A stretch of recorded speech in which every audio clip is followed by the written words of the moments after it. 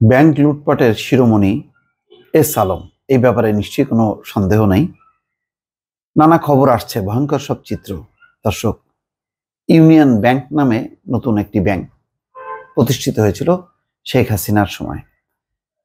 সেই ব্যাংক থেকে 18,000 কোটি টাকা সরায় ফেলছে এস আলম। তারপরেও প্রকৃত যে কি পরিমাণ লুটপাট হয়েছে সেটা জানা যাচ্ছে না।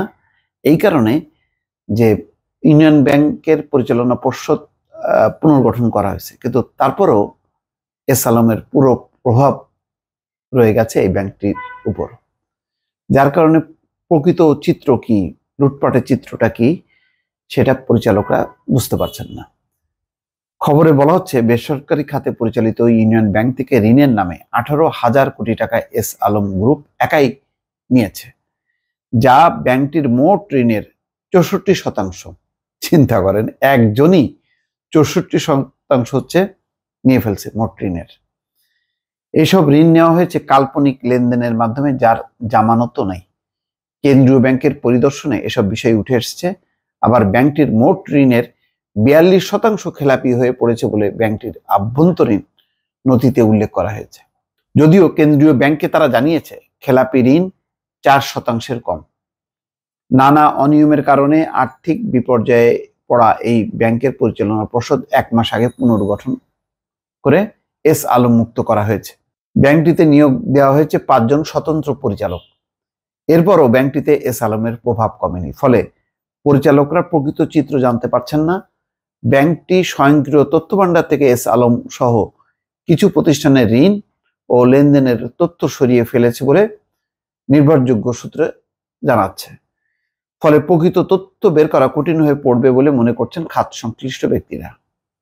কেন্দ্রীয় ব্যাংকের কর্মকর্তারা এস আলমের ঋণ ও আমানতের বিষয়ে তথ্য চেয়ে ঠিক মতো পাচ্ছেন না, ফলে ব্যাংকটির প্রকৃত চিত্র বের করতে পারছেন না। এস আলমের পক্ষে ব্যাংকটিতে ভূমিকা রাখছেন ব্যবস্থাপনা পরিচালক মোকাম্মেল হক চৌধুরী। 2020 সাল থেকে তিনি ব্যাংকটির এমডি। এর আগে তিনি এস আলম গ্রুপের মালিকানাধীন ফার্স্ট সিকিউরিটি ইসলামী ব্যাংকে কর্মরত ছিলেন।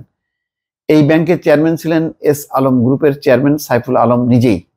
ব্যাংক দখল, অর্থ লুটপাট ও অর্থ পাচারে সাইফুল আলমের সহযোগী হিসেবে পরিচিত মোকাম্মেল হক চৌধুরী বিদায়ী সরকারেরও ঘনিষ্ঠ ছিলেন। এই তালিকায় আরও আছেন এস আলমের ছেলে আহসানুল আলম ও জামাতা বেলাল আহমেদ। তারা দুইজনই ইউনিয়ন ব্যাংকের চেয়ারম্যান পরিচালক ছিলেন। পরে আহসানুল আলম ইসলামী ব্যাংক ও বেলাল আহমেদ সোশ্যাল ইসলামী ব্যাংকের চেয়ারম্যান হন। এসব ব্যাংকও এস আলমের নিয়ন্ত্রণ মুক্ত করা হয়েছে। করালে কি হবে, লোকজন, তার প্রভাব সবকিছু তো রয়ে গেছে।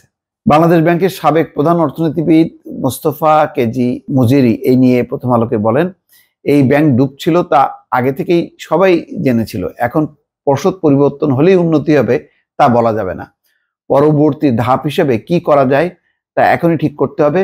ব্যাংক একীভূত করা, মূলধন যোগান দেওয়া বা অন্য কোনো ব্যবস্থা করা যেতে পারে। ব্যাংকটি পরিচালনা ও ব্যবস্থাপনার সঙ্গে যারা যুক্ত ছিলেন তাদের বিদেশ যাত্রা আটকে দেওয়া যায়, তাহলে তাদের কাছ থেকে তথ্য পাওয়া যাবে। জড়িত হলে বিচারের আওতায় নিতে সুবিধা হবে। মানে পুরো গোলমেলে। এবং শেখ হাসিনার সময় 2012 সালে 9টা ব্যাংকের অনুমোদন দেওয়া হয় এবং এই সব কয়টা ব্যাংকই রাজনৈতিক বিবেচনায় দেওয়া হয়েছে। এর মধ্যে ইউনিয়ন ব্যাংক একটি। ব্যাংকটির উদ্যোক্তাদের পেছনে শুরু থেকেই এস আলম গ্রুপ থাকলেও সামনে রাখা হয় জাতীয় পার্টির প্রতিষ্ঠাতা হুসেইন মোহাম্মদ এরশাদ ও মহাসচিব জিয়াউদ্দিন বাবলুকে। দেখানো হয়েছে যে এটা না এরশাদের ব্যাংক, মানে জাতীয় পার্টিকে দেওয়া হয়েছে। তখন আওয়ামী লীগ ও জাতীয় পার্টি একজোট হয়ে সরকারে ছিল। 2013 সালে প্রতিষ্ঠার শুরুতেই ব্যাংকটির চেয়ারম্যান হন এস আলমের ভাই শহীদুল আলম। এতে ব্যাংকের পুরো নিয়ন্ত্রণ চলে যায় এস আলম গ্রুপের কাছে। ব্যাংকটির ভাইস চেয়ারম্যান ছিলেন প্রতিরক্ষা গোয়েন্দা সংস্থার সাবেক মহাপরিচালক লেফটেন্যান্ট জেনারেল মোল্লা ফজলে আকবর। বিভিন্ন সময় চেয়ারম্যান ও পরিচালক ছিলেন সাইফুল আলমের ভাই রাশেদুল আলম, ওসমান গনি, সাইফুল আলমের ছেলে আহসানুল আলম ও জামাতা বেলাল আহমেদ। এছাড়া হুসেইন মোহাম্মদ এরশাদ, জিয়াউদ্দিন বাবলু ও তার স্ত্রী মেহেজুবেন্নাসা রহমান পর্ষদে ছিলেন। পর্ষদ বিলুপ্তির আগে এস আলম গ্রুপের পক্ষে ইউনিয়ন ব্যাংকের চেয়ারম্যান ছিলেন মোহাম্মদ সেলিম উদ্দিন। তিনি আগে ইসলামী ব্যাংকের পরিচালক ছিলেন। মানে পুরো একটা চক্র, নিজেরাই তারা মিলে এই ব্যাংক করছে এবং এটার মূল বেনিফিশিয়ারি হচ্ছে এস আলম। 18,000 কোটি টাকা একটা নতুন ব্যাংক সেখান থেকে সরাই ফেলছে, যার টোটাল তার ঋণের 64% সে একাই। এই হচ্ছে আওয়ামী লীগ আমলের হচ্ছে ব্যাংকের হাল হকিকত। দর্শক ভালো থাকবেন, আল্লাহ হাফেজ।